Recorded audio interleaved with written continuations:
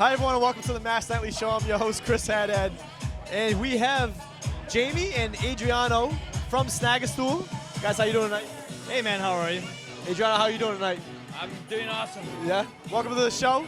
So SnagaSchool, tell us a little bit about it. Oh man, SnagaSchool is awesome. It's a location-based mobile app that allows you to reserve a high top or a bar stool for a premium event in a bar, like the Super Bowl, the Bruins playoffs, or the Kentucky Derby, or the Macchial fight. We want to make sure that you have a spot in the sports bar. So it's essentially not a VIP table reservation, but more of a low-class, I shouldn't say low-class, like a middle-class pub-style reservation of a table. It is a VIP table that everybody can afford. That everyone can afford, good. It's, as we say, it's VIP without the bottle. VIP without the bottle, exactly, and that's the best way to put it. Maybe a Bud Light bottle, but but not exactly a VIP bottle. No, it's awesome. So you're not originally from Boston; you're from Detroit. That's right. So tell us a little bit about how you came to Boston and how you got your start with SnagaSchool. Yeah, absolutely. So I came to Boston and I started working in the pharmaceutical industry and happened to go to get my MBA at Suffolk University where I met this guy. Right down the road. Yeah, that's right. I met Adriano and we were very business-minded people. We wanted to start businesses. We are always talking about it. And he came here to start a business. We said, let's start it. We're Harley guys. We like to ride Harleys, you know what I mean? Sure. So we go, you know what? Let's start a Harley rental company. And we spent 5 months on his tourist visa researching how we could start a franchise for a Harley rental company. We flew to San Francisco, Nashville, all these different places looking at this Harley rental places. And finally, after 5 months, we decided, this is a bad idea. We shouldn't do this. It's gonna cost a lot of money. We're not gonna make a lot of money. Yeah. And then we decided we have 1 month left. Let's come up with an idea that's very exponential. How can we get how can we grow without having tons of money and assets like a Harley rental place would be? So finally, 2 weeks before he had to leave, the Bruins were playing in the playoffs. And we said, let's go to a bar. We went to one bar. There was nowhere to sit in the bar. We jumped in a cab. We went to another bar. There was nowhere to sit in the bar. Jumped in Uber. We went to the diviest place in Boston. There was nowhere to sit at the bar. Finally, I walked up to a guy in the bar store and said, listen, I want to sit at the bar. You get the best view of the TV, you get the best service, and you get to talk to the bartender. So I went to the bar. I went to those guys and I go, I'll give you $20 if you let us have these seats. The guy said, okay. We made the exchange for the transaction. I go, just like that. SnagaSchool was born, just like that. And you guys were together when that happened? That was it. Yeah. Yeah, we were with 3 guys, actually. Tell him the funny story about the third guy. So the third guy, we offered him how many? What? Yeah, a third. We offered him a third piece of the business, 32% of the business, and he looked at us and said, "I'm only gonna go in this business if I have guaranteed my money back." No kidding, huh? Yeah. And we said, "There's no guarantees, man. No guarantees in life ever." This is a taxes, startup. right? Nothing is guaranteed. Yeah.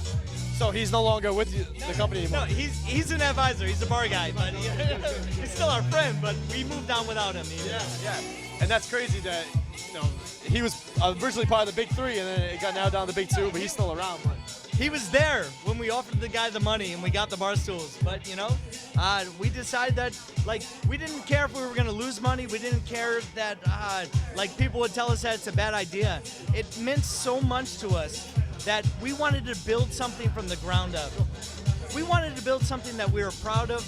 We were tired of talking about ideas in the bar. We said, listen, it worked for us. Let's try to make it work for other people. Let's try to make bars make more money.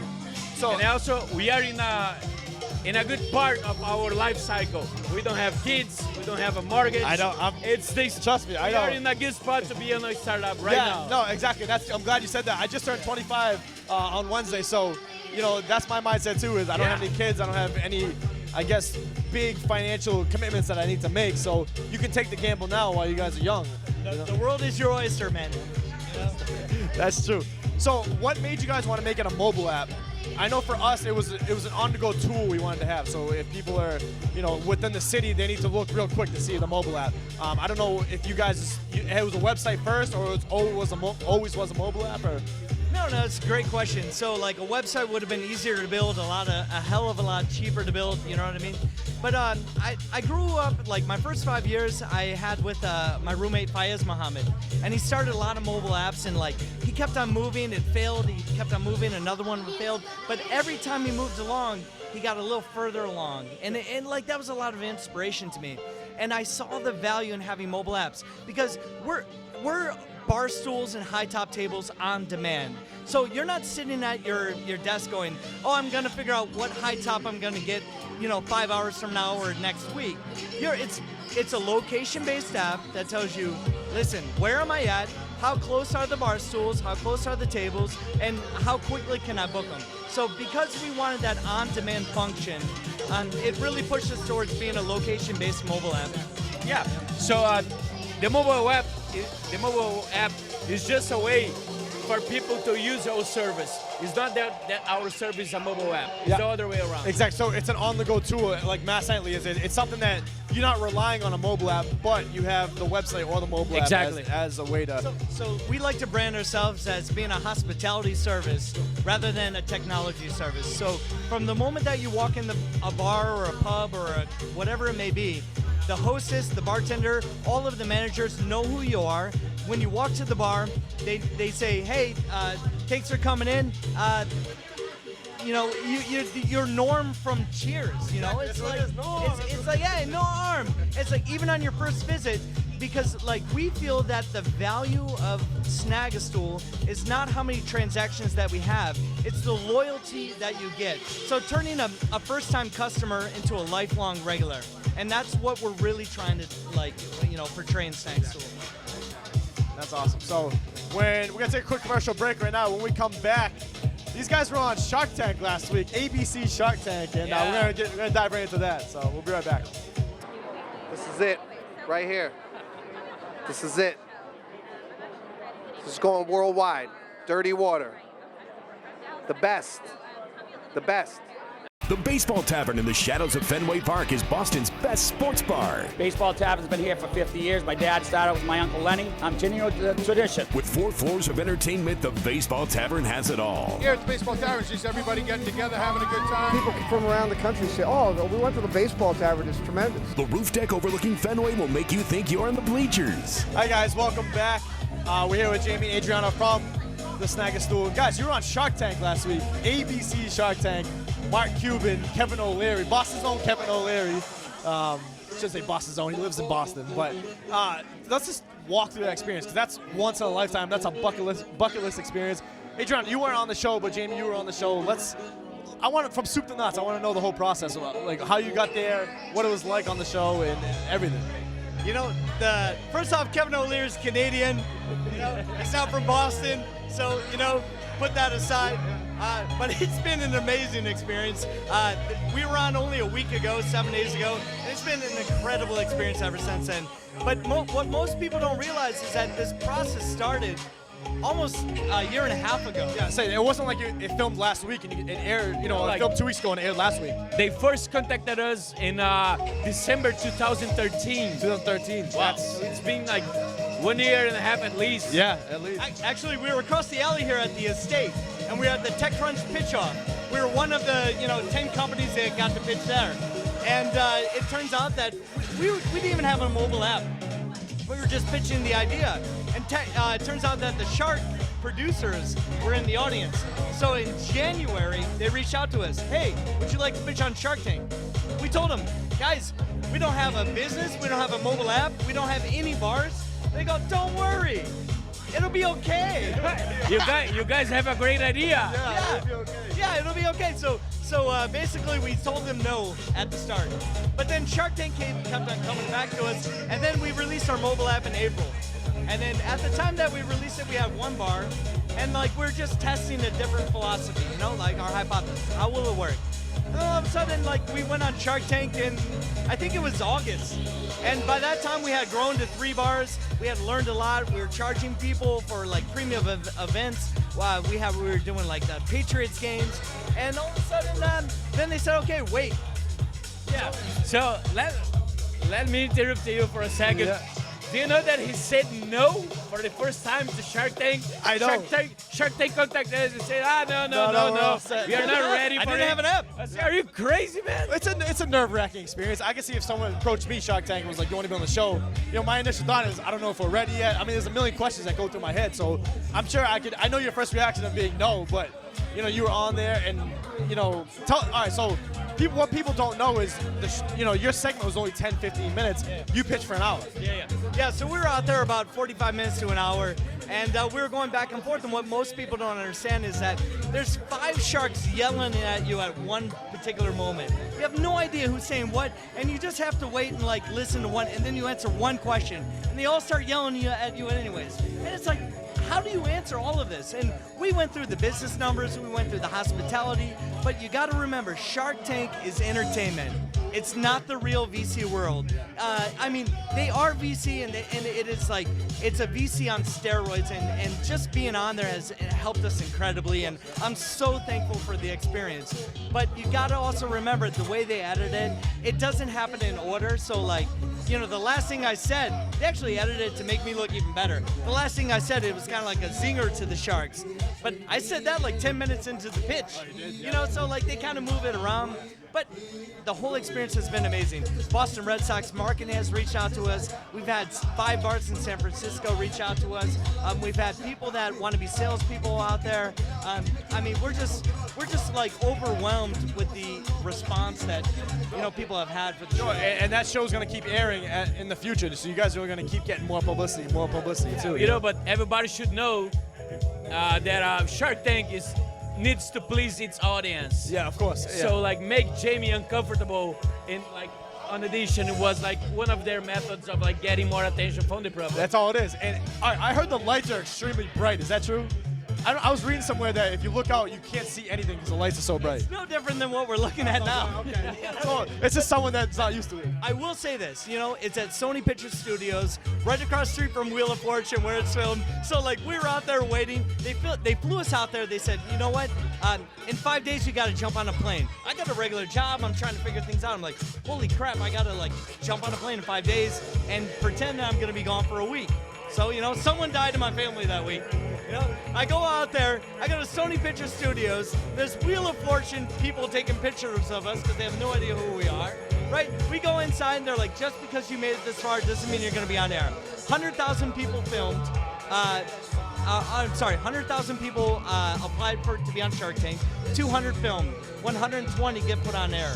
So we've just been sitting, waiting patiently, and finally, second to last episode of the season, we got put out there. So tell us the experience about walking through the doors. I'm sure your heart's going a million miles an hour, and I can only imagine. Now, you walk through the doors and you stand there while they adjust all the cameras and everything, right? Yeah. So it's sort of like you get out there, you've never met the Sharks, they have no idea what your company is. There's all these different people, makeup, haircuts, lighting. There's 40, 50 people lying around, and you're in where they filmed Star Wars. It's 80 feet tall. It's insane, right? And then it's so true. You get to the doors, and it goes dun, dun, dun, dun, dun, dun, dun. And as right before the doors open, one of the producers looked at me and goes, walk out there like you own the place. So I walked out there. Yeah. And then you get out there and you have to stand on your mark and not say a word for 2 minutes. So you're looking at Mark Cuban, you're looking at Damon, Kevin OLeary, you're looking at Laurie, and you're looking at Robert, just smiling. 2 minutes, you don't say a word. And then all of a sudden someone on the set says, go, and then do your pitch. We were out there for 1 hour, and you go back and forth, and they cut that down to 7 minutes. And that's crazy because a lot of people think, oh, those guys are on the show for 10 minutes. It's no, that's an hour pitch and you guys are doing it, and they chop it up how they want to chop it up to make you guys look good or bad. They could have made you look bad if they wanted to, but you guys came out pretty good. You didn't come out with a deal, but you came out with publicity, and that's, like I said, 99.9% of entrepreneurs, it's a dream to get to the Shark Tank and pitch in front of those people. You guys got some valuable information out of it too. As you said, 99.9% of people wish they could be out there. We like to think of it as the best commercial we ever had. 8 p.m. on ABC on a Friday night. It was amazing. Within an hour, we had 30,000 web hits and 8,000 downloads within an hour. And our website didn't crash. We put it all together, but what an amazing experience. And now, like, you know, it sort of gives credibility to our idea.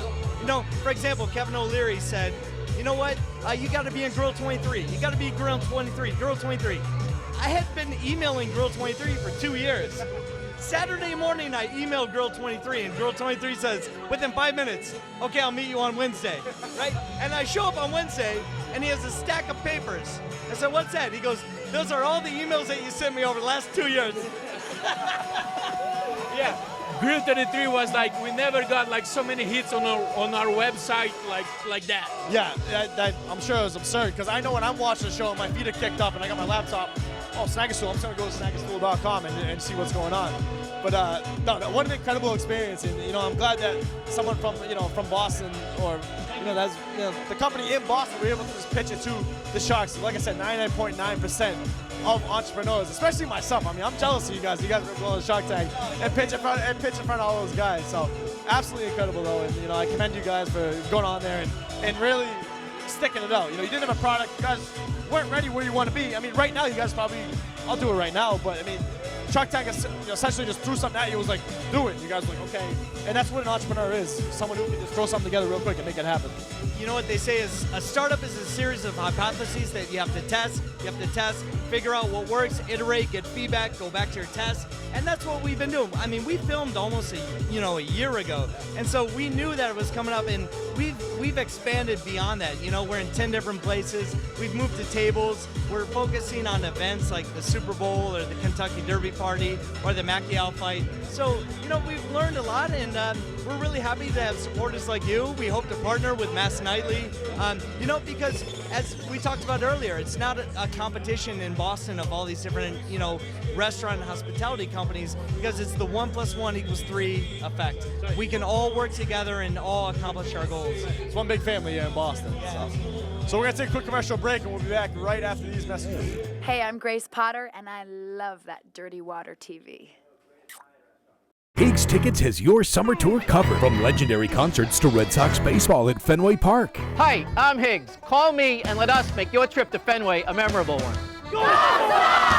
With Higgs Tickets, you can be at every great summer concert for less. Higgs has you covered. With Higgs Tickets, you get the best value in town with no hidden fees. Stop by Higgs Tickets at 59 Causeway Street inside Dunkin' Donuts, or the Baseball Tavern at 1270 Boylston Street before every Fenway Park event. Visit HiggsTickets.com today.